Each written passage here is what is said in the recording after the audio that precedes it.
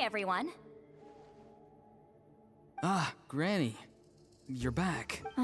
So, no good news for me then? You saw right through me. The Traveler collected a lot of spirits, and I checked all of them one by one. None of them matches Leela's description. I figured. It was written all over your face.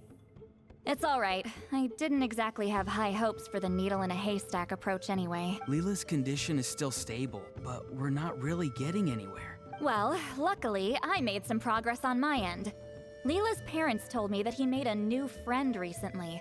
And apparently, he's been out of the house for days at a time. On one occasion, they secretly followed him and saw him and his friend tinkering around with something at a camp. Yeah, some guy who goes by the name Kokuchu, dressed in what looked like Inazuman attire. Is this really all I'll need, Mr. Kokuchu? Based on my studies of the ancient texts, hypersensitivity is usually treated with desensitization therapy. So, I figure there's no reason it shouldn't work in reverse. Now, for a poor chap like yourself with no sensitivity to spirits whatsoever, you'll have to completely immerse yourself in spiritually rich substances for this to be effective. I'm electing to name this approach hypersensitization therapy. Is it risky? You're the spirit duffer, not me.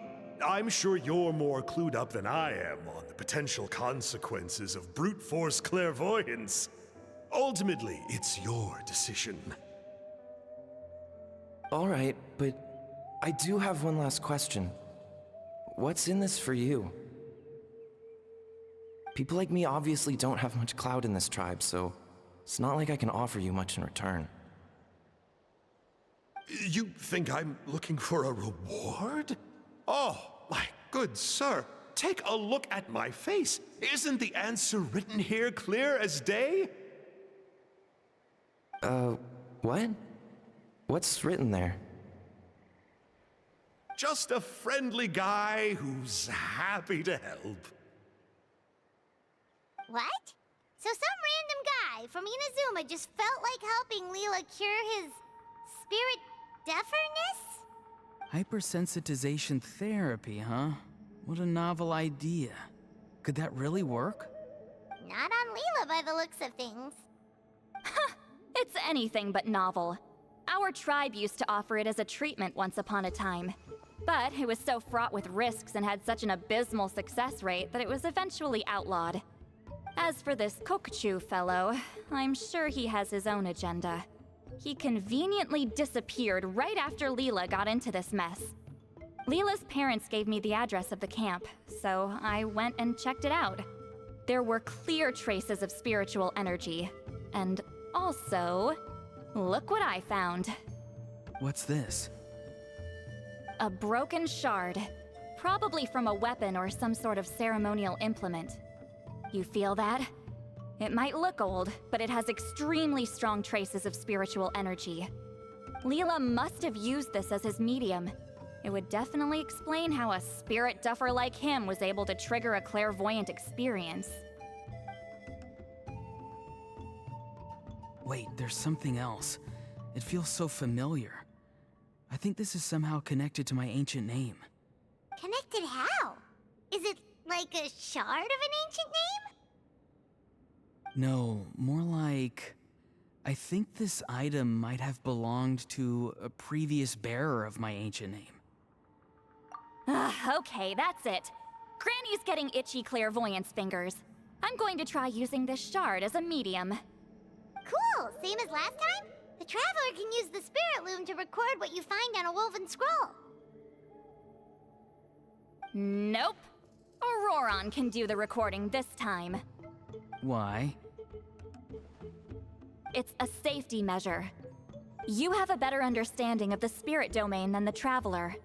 If this really is a Sanhaj relic, you'll be better placed to deal with the fallout in the event that something goes wrong. See, Paimon? Told you Granny has a soft spot for the Traveler.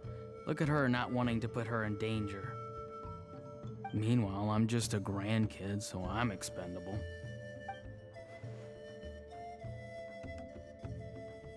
Hey, what are you blabbing on about? Sorry, Granny. I'm ready now.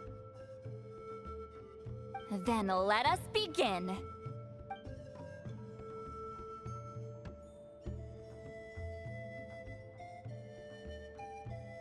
Alright, what's on the scroll this time? Looks like a broken bow covered in flames. Hey, don't you think one of the pieces looks just like this shard? You're right! It seems to be from the body of the bow. I saw a bow just like this in one of Granny's scrolls. Yes, it's the weapon Sanhaj used in the Battle of the Mare Javari.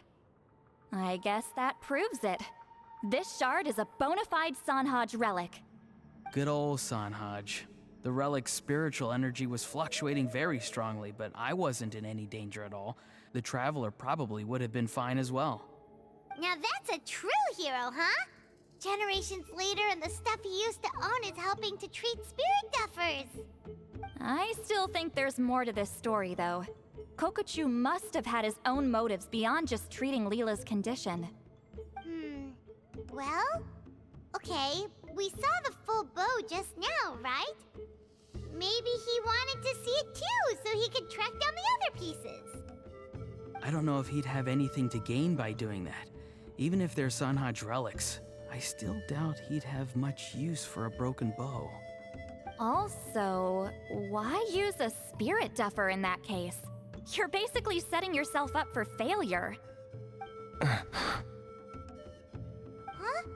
Leela's body is responding! Let me take a look. I can sense a spirit being drawn to the relic. Looks like Granny's plan is working. Leela's spirit is being drawn to the bait. In that case, let me try again. This time using both Leela's body and the shard as mediums.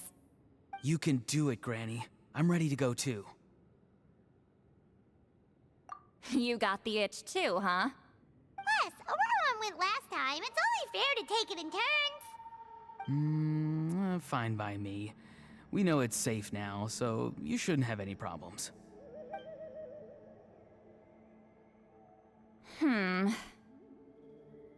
All right, if you insist.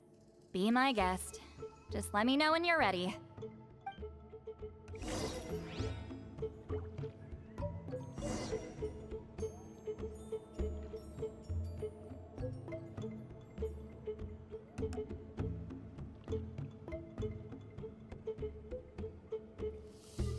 We should take a break after all that running around. Yeah. You ready? All right, here goes.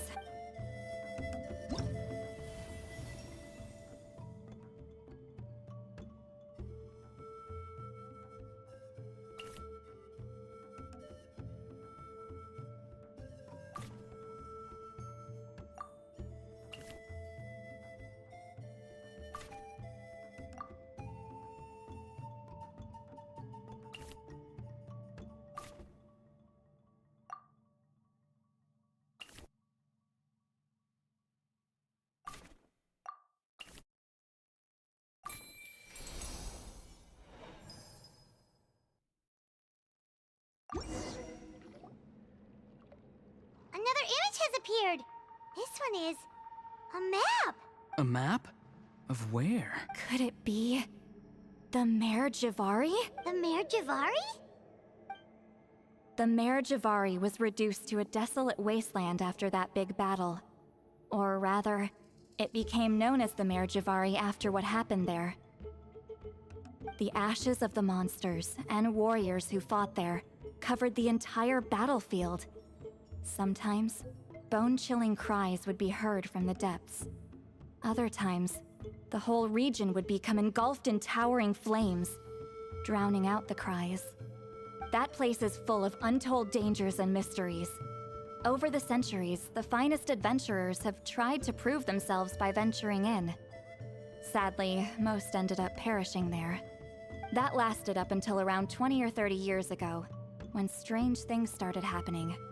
people started speaking of an enormous dark creature the size of a mountain, roaming around inside the Mare Javari. And then, shortly after that, the whole region just completely disappeared. Nobody knows how, but that infamously ominous place just vanished from the face of the world. What? How the heck? I know, right? Anyway, if I'm not mistaken, the place indicated on this map is where it used to be before it disappeared. At the westernmost part of Natlan. It's a very remote location, far away from any of the tribes. There never used to be a settlement there, but there's more people since the Mare Javari disappeared. Anyway, that's just what I've heard. I've never been there myself. This is what age does to you. The older you get, the less adventurous you become. That's just an excuse. Granny's too lazy to take a trip that far away. Hold on a second. There's a spirit approaching the shard and the woven scroll. Oh, Leela's body is responding again! Quite a strong reaction this time. Does this mean what he was really seeking was the Mare Javari's location? I sense it too. There's a soul nearby. Almost a complete one. This is creeping Paimon out!